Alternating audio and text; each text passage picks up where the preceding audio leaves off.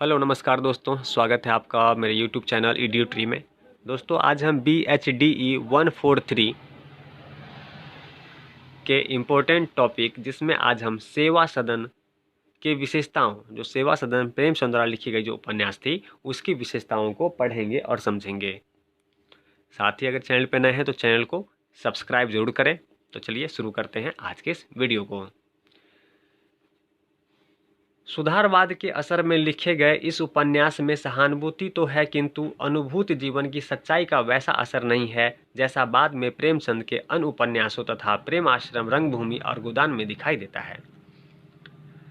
प्रेमचंद द्वारा जो भी लेखन कार्य किया जा रहा था वह तत्कालीन समय के सामाजिक, राजनीतिक जो प्रभाव थे और जो समस्या थी उससे संबंधित उनका लेखन होता था, और जो उनका साहित्य था वह भी कहीं न कहीं सामाजिक मुद्दों से ही प्रभावित होती थी। तो सेवा सदन जो उन्होंने उपन्यास लिखा उसका सामाजिक सुधारवाद के लिए सहानुभूति तो उसमें दिखती है, पर उसका सामाजिक सुधारवाद में उतनी सफलता वे प्राप्त करते हुए नहीं दिखते जितना कि उनके अन्य उपन्यास थे, जैसे रंगभूमि, गोदान, प्रेमाश्रम। जो प्रभाव समाज सुधार में इन उपन्यासों में दिखती है वह सेवा सदन में नहीं दिखती, पर उसके प्रति उनका सहानुभूति जरूर यहाँ प्रकट होता है।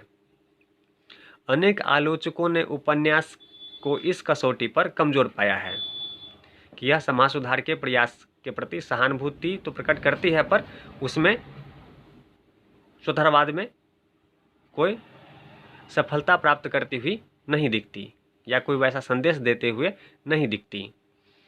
विख्यात आलोचक राम विलास शर्मा ने प्रेमचंद और उनका युग पुस्तक में लिखा है, सेवा सदन का मुख्य कथा भाग यथार्थ जीवन का बहुत सफल चित्र प्रस्तुत करता है। सेवा सदन का जो मुख्य कथा भाग है वह जीवन का सफल चित्र तो प्रस्तुत करता है।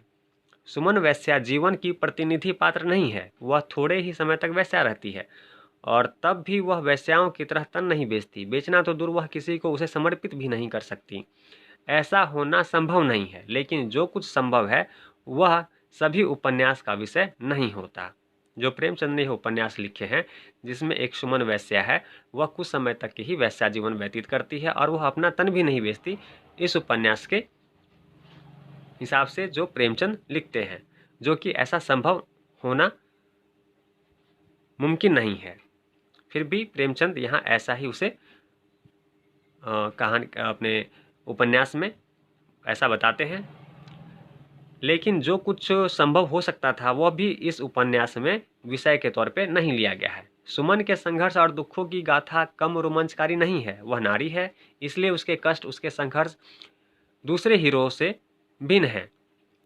हिंदी कथा साहित्य की वह पहली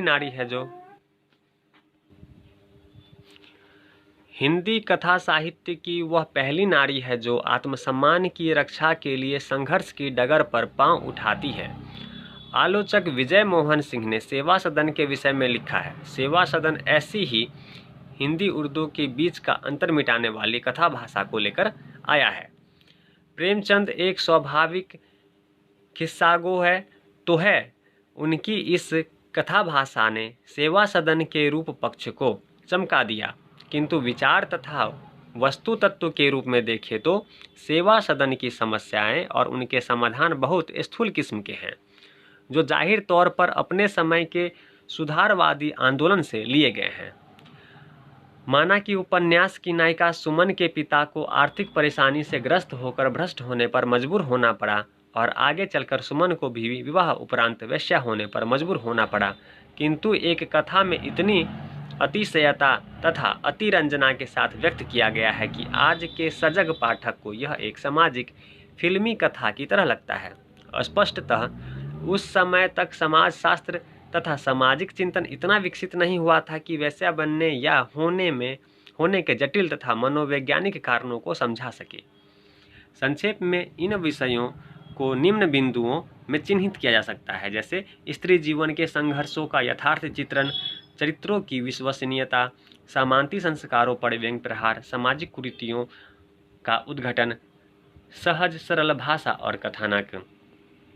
कहना न होगा कि तिलस्मी और नैतिक शिक्षा के बोझ से लदे हिंदी उपन्यासों की दुनिया में सेवा सदन एक नया सुखद झोंका था, जिसने वस्तु और रूप दोनों स्तरों पर पाठकों को प्रभावित किया।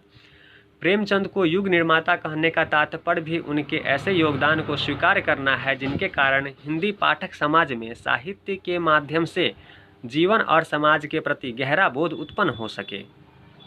सुमन जैसे चरित्रों ने स्त्री मुक्ति की नई राह खोलने का काम किया और विवाह संस्था के प्रचलित स्वरूप पर सवाल खड़े हुए, जो उस युग की असली सामाजिक जरूरत भी कही जा सकती है।